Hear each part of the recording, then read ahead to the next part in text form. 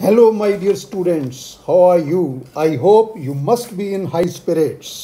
तो आओ शुरू करते हैं आज का टॉपिक और टॉपिक है variation of acceleration due to gravity with height and depth.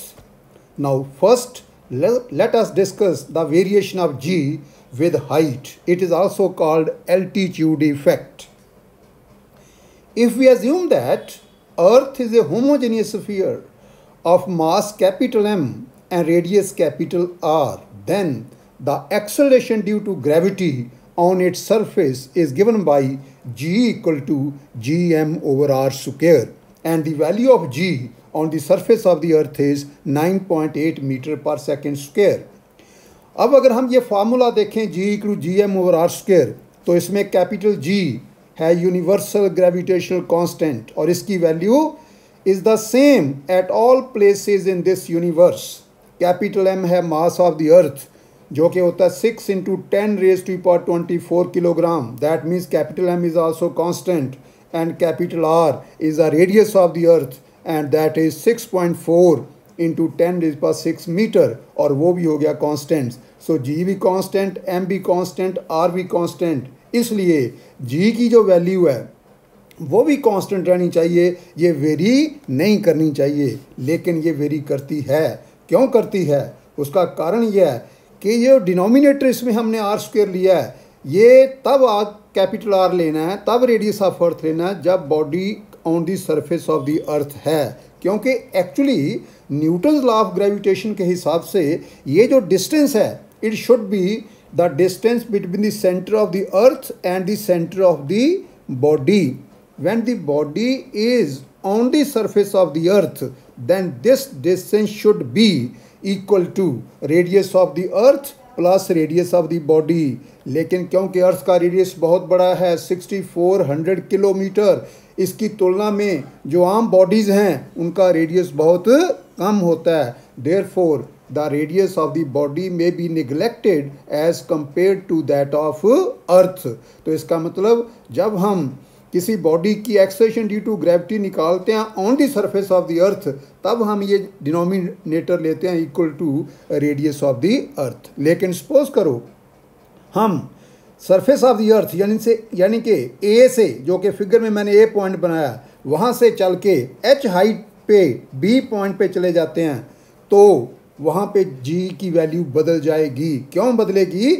अब जो आएगा distance between the centre of the earth and that of the body, वो आएगा radius of the earth plus height h plus radius of the body. अगर हम radius of the body को neglect कर दें तो अब ये डिस्टेंस होना चाहिए radius of the earth plus height of the body, that is small h. इसलिए ये जो डिस्टेंस है ये r के बराबर नहीं रहता, बल्कि कितना बन गया r प्लस h. इसलिए g की वैल्यू बदल गई. Let it be g dash. So what is g dash? It is the acceleration due to gravity at the point b which is at a height h above the surface of the earth. So therefore g dash equal gm over r plus h whole square. Now let us divide equation 2 by equation 1. We get g dash over g, ये आ जाएगा equal G M over R plus H square into वो जो equation 1 है वो उल्ट जाएगी और बन जाएगा R square by G M. ये जी एम से जी एम कैंसिल हो जाएगा and we will be left with G dash over G equal to R square over R plus H whole square. So that is the formula for the variation of G with height. अब आप देख सकते हैं कि numerator है R square और denominator है R plus H whole square, यानी कि डिनोमिनेटर बड़ा है न्यूमिनेटर से, इसलिए जो जी डैश की वैल्यू आएगी वो जी से कम आएगी और ज्यों ज्यों एच की वैल्यू बढ़ती जाएगी त्यों त्यों आर प्लस एच बढ़ता जाएगा, त्यों त्यों जी डैश की वैल्यू कम होती जाएगी. इसका मतलब ये हुआ that the acceleration due to gravity decreases with height. तो ये फार्मूला हम यूज़ करते हैं जब हाइट काफ़ी ज़्यादा हो. लेकिन मान लो हाइट जो है that is very small as compared to the radius of the earth. In that case we can simplify right hand side as explain below. So G dash over G equal to R square और denominator में मैं r को common ले लेता हूँ, bracket में आ जाएगा 1 + h/r whole square. तो ये बन गया equal to R square as it is over ये आर स्क्वेयर आ जाएगा और बाकी बचा 1 plus H by R square. This R square goes with R square and we are left with g dash over g equal to 1 plus h by r raised to the power minus 2.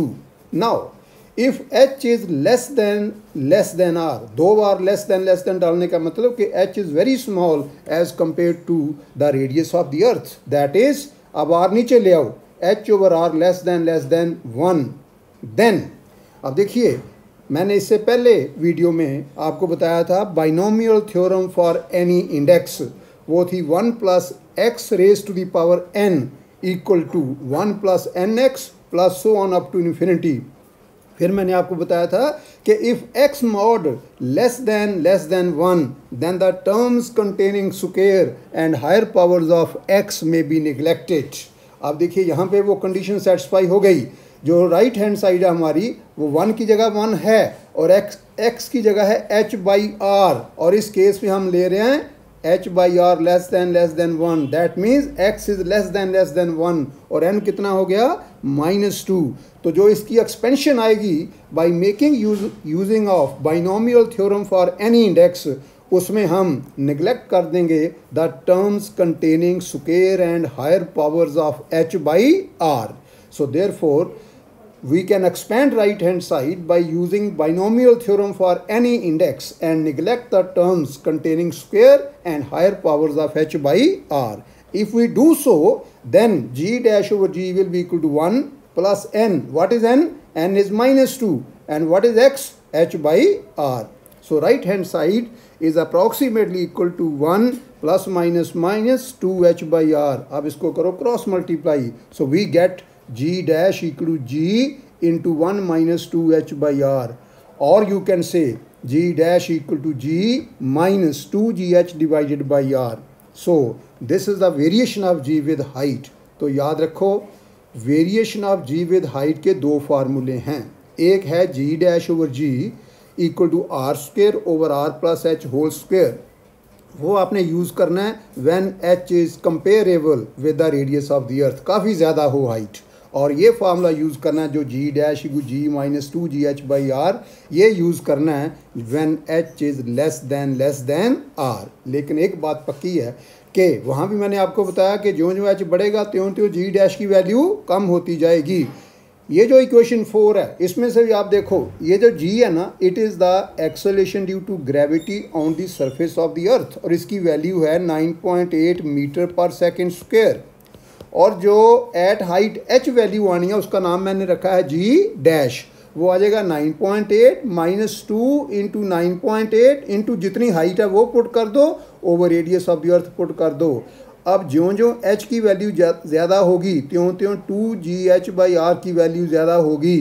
यानी कि त्यों जो 9.8 में से हमने subtract करना factor उसकी value बढ़ती जाएगी, इसलिए g डैश की वैल्यू कम होती जाएगी. So therefore we come to the conclusion that the acceleration due to gravity decreases as the height of the body above the surface of the earth increases.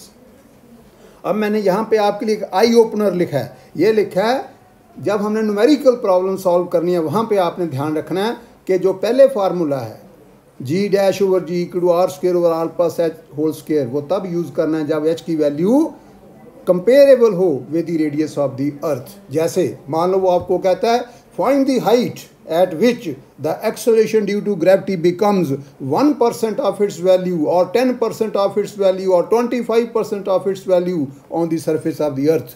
तो अब जो हाइट आएगी वो काफ़ी ज़्यादा आएगी, तो वहाँ पे हम ये अप्रॉक्सीमेट फार्मूला यूज़ नहीं कर सकते. ऐसे क्वेश्चन में हमें वही फार्मूला यूज़ करना है g dash over g equal to R square over R plus H whole square. लेकिन अगर हाइट कम दे रखी है रेडियस ऑफ अर्थ से काफ़ी कम है फिर हम ये अप्रॉक्सीमेट फार्मूला यूज़ करेंगे. तो मैंने आपके लिए लिख दिया कि for solving numerical problems equation 3 is to be used when h is large and equation 4 is to be used when h is less than r. So that completes variation of g with height, which is also called altitude effect. Now we come to variation of g with depth. So let us see how does g vary with depth. You know that g on the surface of the earth is given by gm over r square, और जैसे मैंने आपको पहले बताया m is the mass of the earth, r is the radius of the earth. Now if we assume that earth is a homogeneous sphere, homogeneous का मतलब कि इसकी डेंसिटी जो है बिल्कुल सेम है through out its volume of mass m and radius r, then mass of earth will be volume of earth into mean density of earth. अब volume of earth, क्योंकि अर्थ की शेप कैसी है, स्फेरिकल, और रेडियस है r, and you know that the volume of a sphere of radius r is 4π/3 r cube. तो m आ गया 4π/3 r cube into mean density of earth, that is rho. Now putting this value of m in equation 1, we get g equal to capital G into m आ गया 4π/3 r cube into rho, और over r square नीचे है. अब ये r square cut के सिर्फ r बचा ऊपर, तो हमारे पास आ गया g equal to 4πg/3 into r into rho. Let us call this as equation number 2. अब फिगर देखो जरा, ये जो पॉइंट A है, this is the surface of the earth. अब हम क्या, यहाँ पे वैल्यू है g acceleration due to gravity की, जिसकी वैल्यू मैंने इक्वेशन 2 में निकाल ली in terms of radius of earth and mean density of earth. अब मान लो मैं बॉडी को B पे ले जाता हूँ, जिसकी के आप डेप्थ कहाँ से मापते हैं, हाइट कहाँ से मापते हैं, from the surface of the earth. तो अगर मैं पॉइंट B देखूँ फिगर में, इसकी A की तुलना में डेप्थ जो है वो AB के बराबर आ गई, और उसका नाम मैंने रखा small d. If g dash is the acceleration due to gravity at the point B, that is at a depth d below the surface of the earth, then g dash will be equal to g into m dash over. अब देखो, जब body B पे है तो इसका centre of the अर्थ से distance हो गया OB, and OB is OA minus AB. OA है radius of earth, that is capital R, और AB है D, इसलिए OB रह गया R माइनस D. तो नीचे जो हमारा फैक्टर आया डिनोमिनेटर में, वो आ गया R माइनस D स्क्वेयर. अब द क्वेश्चन इज कि व्हाट इज M डैश. उसके लिए फिर फिगर में आओ. जब बॉडी A पे है तो उसको पूरी की पूरी अर्थ अपनी तरफ अट्रैक्ट कर रही है ड्यू टू ग्रेविटी. लेकिन जब बॉडी B पे ले गए हम, तो जो मैंने अंदर स्फीयर बनाया छोटा, जिसको मैंने थोड़ा शेड भी किया है, सिर्फ अर्थ का उतना पार्ट ही बॉडी को अट्रैक्ट करता है due to gravity. So what is m dash? It is the mass of the sphere of radius OB, which is equal to r minus d. Radius r minus D and mean density rho. क्योंकि मैंने आपको बताया कि earth homogeneous है, density छोटे sphere की भी उतनी है जितनी बड़े स्फीयर की, यानी कि पूरी अर्थ की है. So that means what is m dash? It is the mass of the sphere of radius r minus D and mean density row. Therefore volume into density जब किया तो वॉल्यूम आ गया 4π/3 इंटू रेडियस क्यूब, और radius यहाँ पे कितना है r minus D, तो उसका क्यूब आ गया into rho. Same. Now let us put this value of m dash in equation 3. We get g dash equal to g over r minus d square into 4π/3 r minus d cube into rho. ये r minus d square जो है, ये r minus d cube में से 3 कम हो गया, 3 में से 2 कम हो गया, तो सिर्फ r माइनस डी रह गया. So therefore g dash will be equal to 4πg/3 into r minus D into rho. Now let us divide equation 4 by equation 2. We get g dash over g. g dash है 4πg/3 into r minus d into rho. और जब g से divide करेंगे तो equation 2 की right hand side उल्ट जाएगी, तो आ जाएगा 3/4πg into r into rho. ये 3 से 3 कैंसिल हो गया, 4πg से 4πg कैंसिल हो गया, रो से रो कैंसिल हो गया, और हमारे पास ऊपर बचा r माइनस डी और नीचे बचा सिर्फ r. So therefore g dash over g equal to r minus D over r. अब मैं इसको लिख सकता हूँ r ओवर r minus D over r. So और you can say that g dash over g equal to r ओवर r minus D over r, that is 1 minus D over r. अब इसको करो क्रॉस मल्टीप्लाई, तो g dash आ गया g into 1 minus D by R. और let us open the bracket on right hand side, so we get g dash equal to g minus G D by R. So ये जो g की value है, 9.8 metre per second square. यहाँ पे जी की value कितनी है? 9.8 metre, because it is the acceleration due to gravity on the surface of the earth. तो जो जी डैश है, जो कि acceleration due to gravity at a depth D below the surface of the earth है, उसकी value आ जाएगी 9.8 minus 9.8 into D by R. अब आर की वैल्यू फिक्स है, लेकिन ज्यों ज्यों डी की वैल्यू बढ़ती जाएगी त्यों त्यों जो जी डी बाई आर वाला फैक्टर जो है ये बढ़ता जाएगा, और जितना ये फैक्टर बढ़ेगा उतना ही हमें 9.8 में से ज़्यादा सब्ट्रैक्ट करना पड़ेगा, उतनी जी डैश की वैल्यू कम आएगी। इसका मतलब the acceleration due to gravity decreases with depth. This is very very important. तो हमने देखा कि acceleration due to gravity, now this is very very important point, अपने दिमाग में बैठा लो। हमने देखा कि acceleration due to gravity decreases with depth as well as with height. यानी कि अगर हम सरफेस ऑफ द अर्थ से हाइट पे जाएं तो भी जी की वैल्यू कम होती है, डेप्थ पे जाएं तो भी जी की वैल्यू कम होती है। तो बताओ मैक्सिमम कहाँ पे हो गई फिर? ये मैक्सिमम होगी on the surface of the earth. So remember the acceleration due to gravity is maximum on the surface of the earth. अब कई बार एग्जाम में क्वेश्चन आता है, या तो अकेला अकेला पूछ लेगा कि discuss variation of G with height और विद डेप्थ, या कई बार वो कह देता है prove that the acceleration due to gravity is maximum on the surface of the earth. अगर ऐसे क्वेश्चन आए तो आपने पहले variation of G with height करनी है और ये कहना कि जो जो हाइट बढ़ती है जी की वैल्यू कम होती है। फिर आपने डिस्कस करना है variation of G with depth, और फिर ये कहना है कि जो जो डेप्थ बढ़े तो भी जी की वैल्यू कम होती है। Therefore the acceleration due to gravity is maximum on the surface of the earth. अब हम एक स्पेशल केस लेते हैं। अगर हम सेंटर ऑफ द अर्थ पे ले जाएं बॉडी को, यानी कि ए से ओ पे पहुंच जाएं, तो जो उसकी डेप्थ होगी वो किसके बराबर आ जाएगी? फिगर देखो, A O. And what is A O? That is the radius of the earth. So therefore, if the body is taken to the center of the earth, then its depth from the surface of the earth will be d equal to r. Putting d equal to r in equation 5, we get g dash equal to g minus g. d की जगह r put किया तो आ गया r over r. ये r से r cancel, we get g minus g equal to 0. So remember, the acceleration due to gravity at the center of the earth is 0. अब मान लो आपके पास कोई बॉडी है, उसका मास है m। अब आपको पता है कि what is mass? Mass is the total quantity of matter contained in a body and it remains the same at all places in this universe. लेकिन अगर किसी बॉडी का मास m है तो उसका वेट होता है m इंटू जी। अब m तो हर जगह रहना सेम, लेकिन g की वैल्यू वेरी करती है from place to place. Therefore, weight of a body varies from place to place. Please note the difference between mass and weight. Now, at the center of the earth, g equal to 0. Therefore, weight of the body will be m into g, यानी कि m into 0 equal to 0. So remember, the weight of a body at the center of the earth is 0. Now, I have two eye openers for you.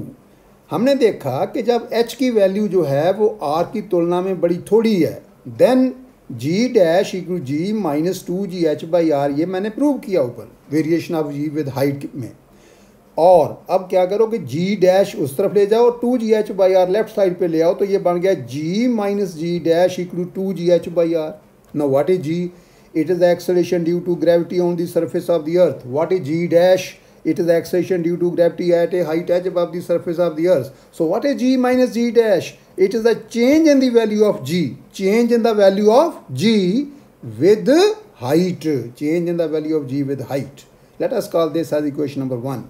अब depth के साथ जो variation है g की, that is g dash equal G minus G D by R, ये भी हमने ऊपर प्रूव किया। अब g डैश दूसरी तरफ ले जाओ तो बन गया g minus G dash equal to G D by R. अब इसकी लेफ्ट हैंड साइड भी क्या है? वेरिएशन ऑफ g, लेकिन इक्वेशन 1 में जो वेरिएशन मैंने बताई दैट इज विद हाइट, और ये जो वेरिएशन आई विद डेप्थ, और ये किसके बराबर आ गई? G D by R. This is equation number 2। अब मान लो आपको पता है कि सरफेस ऑफ द अर्थ पे g की वैल्यू है 9.8 मीटर पर सेकेंड स्क्वायर। मैं आपको पूछता हूँ कि हम कहाँ ले जाएं बॉडी को ताकि एक्सेलरेशन ड्यू टू ग्रेविटी की वैल्यू रह जाए 9.5 मीटर पर सेकंड स्क्वायर। इसका मतलब कितनी चेंज आनी चाहिए उसमें? 0.3 मीटर पर सेकंड स्क्वायर की। आप कहेंगे दो तरीके हो सकते हैं, या तो हम इसको हाइट पे ले जाते हैं या ले जाते हैं डेप्थ पे, तो चेंज आ जाएगी दोनों केसेस में। लेकिन हमें हाइट ज़्यादा पे जाना पड़ेगा या डेप्थ ज़्यादा पे जाना पड़ेगा, वो अब हमने देखना है। इसका मतलब ये जो मैंने इक्वेशन 1 और 2 लिखी हैं, इनकी लेफ्ट हैंड साइड अगर सेम रखनी हो तो राइट हैंड साइड भी सेम आनी चाहिए। So therefore for the same change in the value of G D by R should be equal to 2GH by R. ये जी से जी कैंसिल हो गया, आर से आर कैंसिल हो गया, तो हमारे पास आ गया डी इक्वल टू 2H।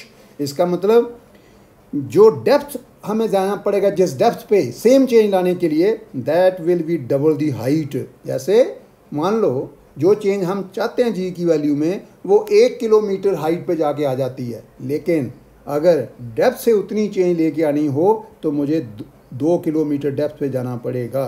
इसका मतलब क्या हुआ? That the acceleration due to gravity decreases slowly with depth as compared to that with height. So that is the point. Now we come to, जैसे मैंने आपको पहले बताया, ये मैंने बाद में पॉइंट द्वारा लिख दिया because this is very very important. हमने देखा कि acceleration due to gravity decreases with height as well as with depth, therefore it is maximum on the surface of the earth. And that's all for today. I hope you must have enjoyed my lecture. Please like, share and subscribe to my channel. Thank you very much.